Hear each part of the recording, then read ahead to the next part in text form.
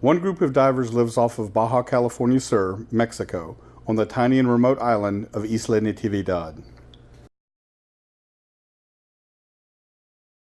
A second group of divers lives in Honduras. The closest major city is La Ceiba, but they live in Puerto Lempira, a place only accessible by plane or boat. The third group of divers lives in northeastern Brazil, north of Natal, along the barren coast in small communities like Rio de Fogo.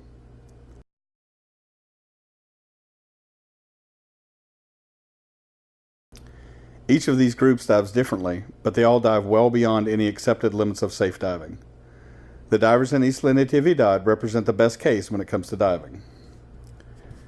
The divers operate in teams of 3, but 2 men stay on board the boat, and the diver works alone on the bottom. With their air supplied from the surface, they can't run out of air. These divers make dives that last for 2 hours or more, to depths of 100 feet or more. In contrast, U.S. Navy dive tables only allow 20 minutes at that depth without additional decompression.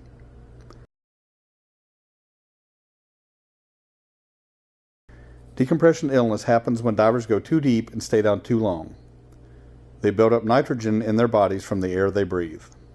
Decompression illness is commonly referred to as the bends. There are tables that tell divers how long they can stay at any depth and procedures for surfacing after long dives to release the nitrogen from their systems. But harvesting divers typically do not follow any of these established safe diving protocols. They say they can't make enough money if they follow those tables.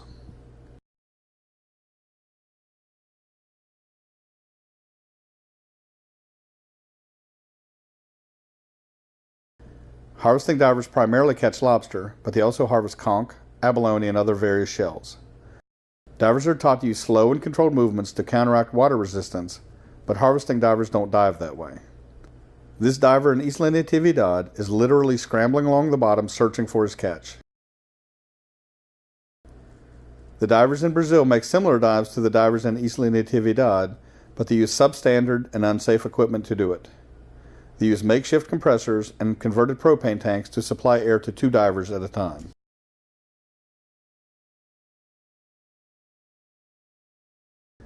If Isla Natividad is the best case for harvesting divers, the Mosquito Indian divers in Honduras are among the worst. This is Eddie. When he arrived at the chamber, he was paralyzed from the middle of his chest down. The men on the boat had covered his body with milk and garlic to ward off evil. That was the only treatment he received after being injured 5 days before. After he was cleaned up and carried into the hyperbaric chamber, Dr. Elmer Mejia began his treatment. Dr. Mejia runs a clinic in La Ceiba, Honduras, caring for the divers as best he can, whether they or the boat captains can pay or not. They breathe pure oxygen under pressure from a mask while the chamber crew monitors the depths, times, and health of the diver.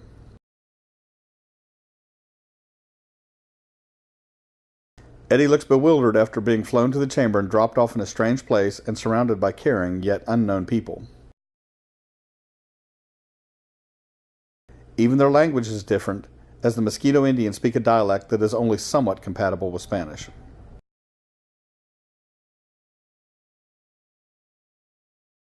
Unfortunately, Eddie's family decided not to continue treatment and took him home to Puerto Lempira, Honduras to be treated with traditional medicine. He was still paralyzed. Sometimes families are able to be there to support the diver, although they are unable to touch or speak to the diver during treatment. They can simply look in through the porthole. 2 of Dr. Mejia's recent successes are Gleniberto and Alexei. Gleniberto is receiving treatment for his second case of the bends. He is known as something of a legend in the Mosquito Indian diving community for his success at catching lobster.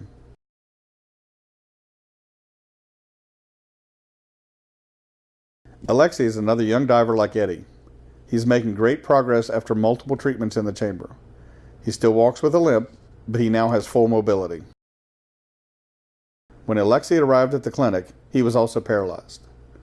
He was on the 8th day of a 12-day dive trip, making 8 dives a day to 100 feet or more. His last dive was to recover the boat anchor. He surfaced and immediately collapsed on the deck.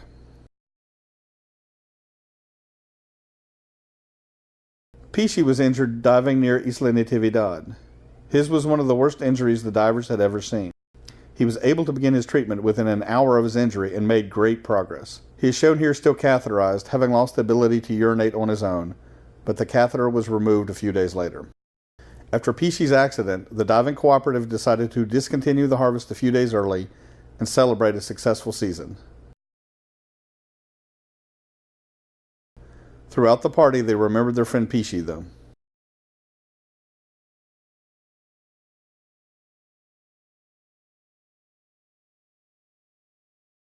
Living in remote villages, these divers use the most basic techniques to maintain their equipment. Here, stuffing seaweed into a crack in the transom of a dive boat. They mend their fishing nets by hand.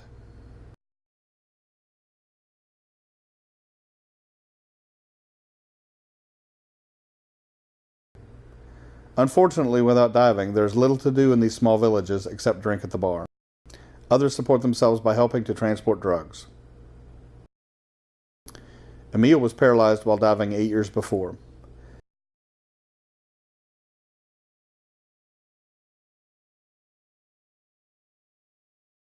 His house is raised up on stilts to protect from storm surge and flooding, but that means he must drag himself into his house at night. His 6 children help out around the house, fishing and gathering mangoes that fall from the tree.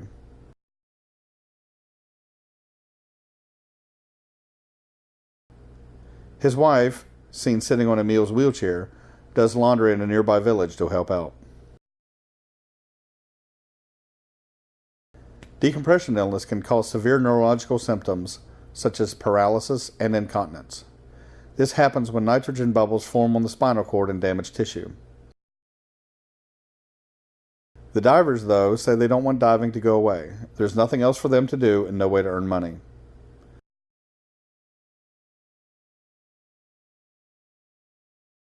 Even when there is a disabled diver in the room with them.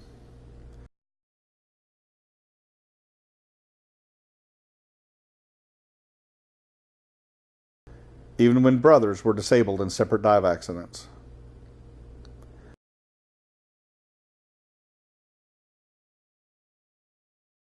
Alexei, that you met earlier at the chamber, has not returned to diving. He is now pursuing compensation from the boat owner for his injury and still walks with a limp. But for older divers, there are no options and less of a future.